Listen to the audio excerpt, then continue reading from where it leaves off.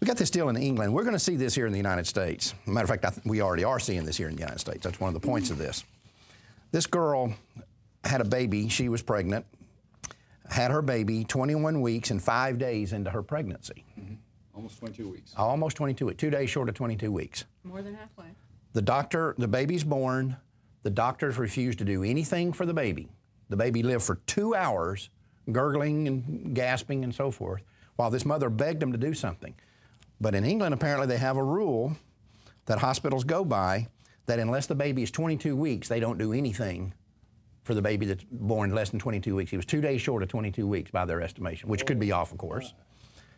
And they said he was breathing unaided, had a strong heartbeat, was moving his arms and legs, but they refused to admit him to a unit where he could be taken care of, and he died. Now remember, this is socialized medicine, this is where they operate underneath an economic umbrella, a cap, right, if you will, and they said, look, here's the rule.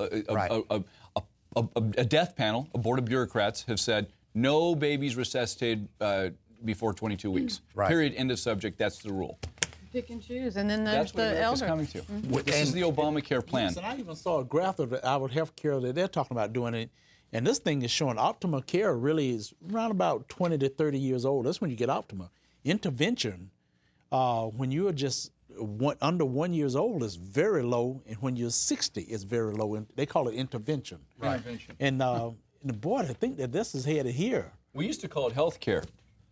Now they call it intervention. Do whatever it takes to save a life. Did you see That's the what study it used to be. that just came out? They said 45,000 people die every single year because they don't have health insurance. Yeah. No, I thought people just died because of the illnesses and broken bones and et cetera. Health insurance don't do anything. They pay the bill. They do not do any medical procedure. 45,000 people die every year because of health insurance coverage. It's unbelievable. But I'm telling you, people better wake up and understand this is where we're headed right here. This is because what they've decided in England is, like you were saying, Johnny, below a certain age, they cost more than they're worth to save.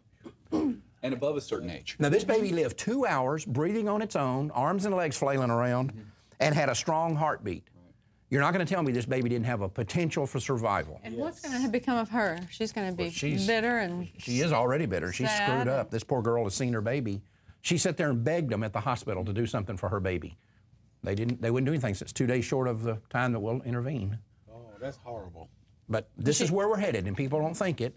But again, anytime you bring up these horrible scenarios, death panels and all this stuff that's attached to healthcare, people say, oh, this is America, we'll never get to that. Go back 50 years, tell the American people exactly what's going on today. Go back 50 years and tell the American people that in 50 years, there'll be freestanding abortion clinics in this country with 800 numbers and credit card in their ads, doing the advertising they'll do abortions in the third trimester. Right. Tell people that, they would have locked you up, but that's where we are. So don't tell me this stuff is not coming, because it is.